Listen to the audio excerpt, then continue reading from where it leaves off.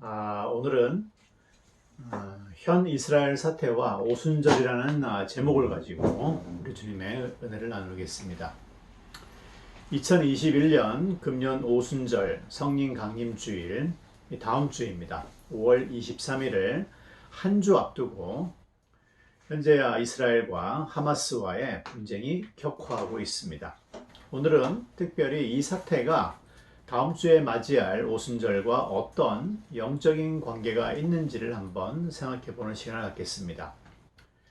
현재 팔레스타인을 사실상 통치하고 있는 테러 집단인 하마스가 예루살렘을 포함 이스라엘 전역으로 로켓 및 자살 드론을 쏘아 올리면서 무력 분쟁이 시작이 되었습니다.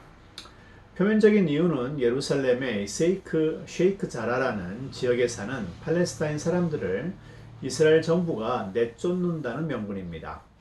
그 외에도 라마단과 관련 성전산 집회를 이스라엘 정부가 막았다는 이유로 하마스가 포격을 시작했습니다. 셰이크 자라의 경우는 이미 법률적인 판단이 명확합니다. 이 지역은 원래 오스만 지배 당시 몇몇 유대인들이 정당하게 돈을 내고 사서 등기까지 마치고 정착한 지역이었습니다. 그런데 이후에 요르단이 무력으로 침입해서 그 지역을 점령했습니다. 점령한 이후에 그곳에 살고 있던 주인인 유대인들을 강제로 내쫓았습니다. 그리고 나서는 그 땅을 주위에 살던 아랍인들, 사실 이 아랍인들이 현재 팔레스타인 사람들입니다. 그 사람들에게 세를 주어서 거주하게 만들었습니다. 남의 땅을 뺏고 그것도 모자라 장사까지 한 것입니다. 현재 이스라엘 대법원은 이 땅의 불법 점유자에 대해 퇴거 명령을 내리고 원래 주인에게 돌려주려고 했었습니다. 근데 그 전에 이 폭력 사태가 발생한 것입니다. 현재 팔레스타인, 특히 가자 지구는 하마스라는 테러 집단이 통치하고 있습니다. 사실 팔레스타인에도 파타라는 정당이 있고 아바스라는 지도자가 있지만은 사실 허수아비이고 이 하마스라는 이 집단이 지배하고 있습니다. 이들은 이란의 지원을 받아 무기를 만들고 메트로라고 불리우는 터널을 파서 그곳에 막대한 무기를 숨겨놓고 있습니다. 그런데 그 무기 창고와 터널이 거의 민간인이 거주하는 지역입니다. 어젠가요, 이스라엘 공군에 의해서 폭파된 소위 가자 지구의 언론사 센터는 겉으로는 센터이지만 하마스의 무기 창고였습니다. 이스라엘이 보복 공격을 할 때 민간인이 희생될 수밖에 없는 구조이죠. 하마스는 민간 지역과 군사 시설을 일반 보통 국가들처럼 구별하지 않고 민간 지역에 배치함으로써 따라서 이스라엘의 폭격을 유도함으로써 민간인에 대한 피해를 유도하고 있습니다. 따라서 여론전에서 이스라엘에게 불리할 수밖에 없는 구조입니다. 단 이스라엘은 언제나 그랬듯이 폭격 전에는 꼭 폭격 지점을 알려줍니다. 방송에서 사람들이 미리 대피하도록 조치한 이후에 폭격을 합니다. 전 세계에서 이 폭격 시점과 시간과 지점을 미리 알려주는 나라는 이스라엘밖에는 없습니다. 그럼에도 불구하고 현재 한국을 포함 전 세계 여론은 이스라엘에게 불리합니다. 이 하마스는 아랍어로 이슬람 저항 운동이라는 그 용어의 약자입니다. 하지만 하마스는 히브리어로는 폭력, 포악함이라는 뜻입니다. violence죠. 하나님이 홍수로 세상을 심판할 때 땅에 대해 묘사한 단어입니다. 창세기 6장 11절 13절을 보면은 그때 온 땅이 하나님 앞에 부패하여 포악함, 폭력이 땅에 가득한지라 할 때 이 포악함이 히브리어로 하마스입니다. 우리는 무슬림의 신 알라에 대해서 알고 있습니다.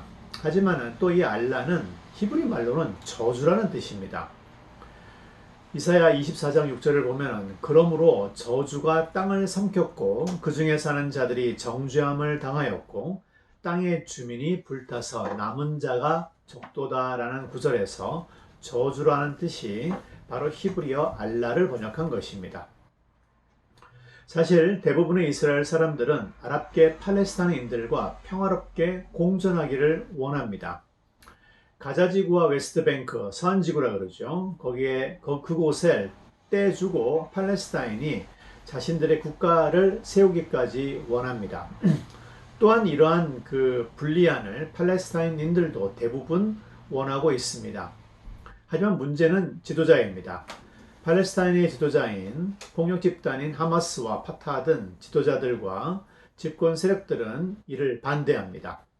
그리하여 외부 세력과 연합하여 폭력을 부추기고 있습니다. 평화가 이루어지면 자신들의 입지가 흔들릴 것을 알기 때문입니다. 이번에 하마스가 포격을 한 이유도 얼마 있으면 치루어질 민주선거를 무산시키기 위해서입니다. 팔레스타인의 선거는 이미 물 건너갔습니다. 그런데 제가 오늘 이 세태를 이야기한 것은 이번에 이 폭력과 혼란이 우리가 오순절 다음 주를 기다리는 기간이 일어났다는 것입니다. 이것은 우연이 아닙니다. 성경에 이미 선례가 있습니다. 아시다시피 오순절은 구약에서는 이스라엘 백성들이 시내산에서 하나님의 말씀, 계명을 받은 그 날을 기념하는 날입니다. 그런데 이스라엘 백성들이 이집트를 떠나 시내산으로 가던 도중에 어떤 일이 있었냐면은 아말렉과의 전쟁이 있었습니다. 아말렉이라는 민족이 갑자기 등장하여 이스라엘을 아무런 이유도 없이 폭력과 폭거를 행사했습니다. 영적인 관점에서 보게 되면 사탄은 이 아말렉이라는 종족을 이용해서 백성들이 율법을, 하나님의 말씀을 또 언약을 세우지 못하도록 죽이고 빼앗고 훔치려고 한 것입니다.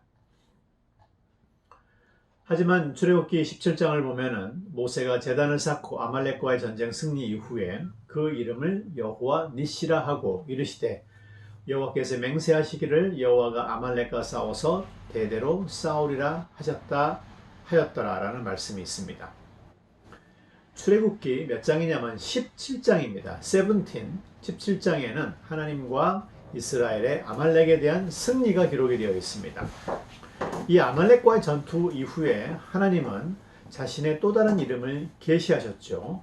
그 이전인 15장에 지난주 저희가 함께 나누었던 여호와 라파, 치료하는 여호와에 이어서 이제 여호와 니시의 하나님을 계시한 것입니다. 니시라는 말은 문자적으로는 나의 깃발이라는 뜻입니다. My banner라는 뜻인데 이 깃발은 군대에서 사용하는 깃발입니다. 즉 그래서 나의 승리라고 번역되기도 합니다. 즉 여호와는 나의 승리의 하나님입니다. 실제로 내일이 여러분 5월 17일이죠. 오늘이 16일이니까 사실 이스라엘은 내일 5월 17일 날이 오순절입니다. 교회는 오순절을 주일에 지키기 위해서 오순절이 들어가 있는 주의 주일을 오순절로 지키기에 우리는 23일이지만은 실제로 이스라엘의 오순절은 성령 강림주일은 내일입니다. 17일입니다. 여러분, 금년 2021년 하나님이 오순절을 5월 17일에 지키게 하신 것은 절대 우연이 아닙니다. 제가 생각하기에는 이스라엘 및 또 그곳 살고 있는 무고한 팔레스타인 국민들에게 승리를 주기 위함입니다. 주님은 부활 이후에 성령을 선물로 주시기 전에 우리에게 승리를 맛보게 하십니다. 17이라는 숫자는 성경에서 승리를 상징한다고 제가 여러 번 말씀을 드렸습니다. 예수님이 부활 이후에 제자에게 찾아오셨죠. 그리고 시리에 빠져있는 베드로에게 오른쪽으로 그물을 던지라고 했습니다. 그때 성경은 그날 잡힌 물고기의 숫자를 적어 놓았죠. 한국의 유명한 모나미 볼펜에도 적혀있는 숫자입니다. 153입니다. 시몬 베드로가 올라가서 그물을 육지에 끌어올리니 가득이 찬 큰 물고기가 153마리였습니다. 153이라는 숫자는 17이라는 하나님의 승리의 숫자와 밀접한 관계가 있음을 말씀드렸습니다. 1에서 17까지를 모두 더하면 어떤 숫자가 나올까요? 그렇습니다. 153이라는 숫자가 나옵니다. 숫자나 수학은 하나님의 완전성을 드러내는 하나님의 도구입니다. 조금의 오차도 없이 우주를 만들고 지탱하는 하나님만의 방식인 것입니다. 이 외에도 17이라는 숫자는 창세기에도 나옵니다. 여러분, 언제 홍수가 일어났는지 아십니까? 하나님이 땅에 있는 하마스, 그 폭고와 폭력을 보면서 세상을 심판한 그 홍수는 노아가 60세 되던 해 둘째 달, 그렇습니다. 17일 날 홍수가 시작이 되었다라고 창세기 7장 10절 12절에 말씀하고 있습니다. 또한 창세기 8장 4절을 보면은 일곱째 달, 곧 그 달 17일에 방주가 아라랏산에 머물렀습니다. 창세기를 보면 이처럼 노아가 방주를 완성하고 모든 탑승객이 탑승을 완료한 이후 두 번째 달, 언제? 17일 날 홍수가 시작이 되었습니다. 또한 일곱째 달 17일에 방주가 아라랏산에 머물렀습니다. 즉 하나님의 모든 심판이 끝나고 하나님의 승리가 완성된 날입니다. 그런데 이 일곱째 달 17일은 또한 우리 주님이 부활하신 날이기도 합니다. 노아 당시에 일곱째 달은 니산이라는 달이었습니다. 근데 방금 읽은 17장에 출애굽 17장에 여호와 니시, 니산 비슷하게 들리죠? 왜 니산과 니시가 비슷하게 들릴까요? 그렇습니다. 같은 어원을 가지고 있기 때문입니다. 니산 혹은 니시는 모두 네스라는 단어로 만들어졌습니다. 이 네스는 군대에서 사용하던 깃발이라는 뜻에서 승리를 의미하고 빅토리를 의미할 뿐 아니라 현대 이스라엘어에서는 새로운 의미를 추가했습니다. 미라클입니다. 미라클을 히브리어로 네스라고 합니다.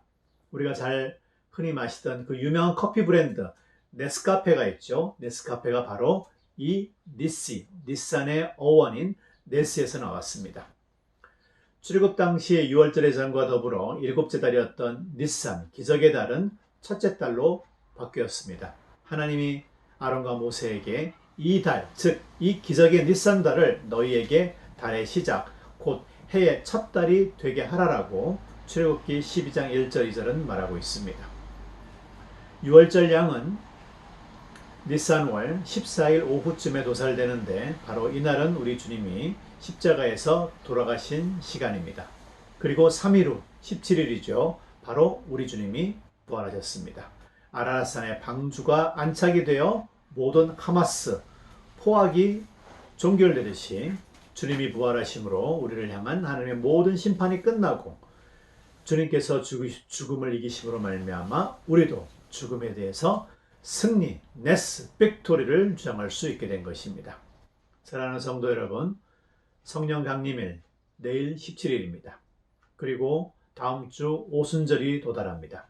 우리는 하나님이 그 시간 전에 우리에게 승리를, 기적을 주시기를 원하심을 알 수가 있습니다. 저는 이스라엘이 이번에도 하마스에게 이 폭력에 승리할 것을 믿습니다.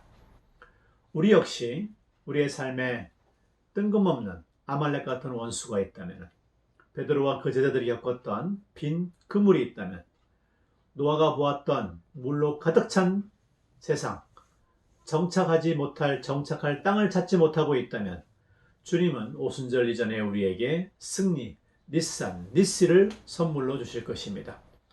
오순절을 기다리며 아말렉에 대한, 하마스에 대한 승리를 선물로 받으시기를 기도하며 예루살렘의 평화를 위해서 기도합니다.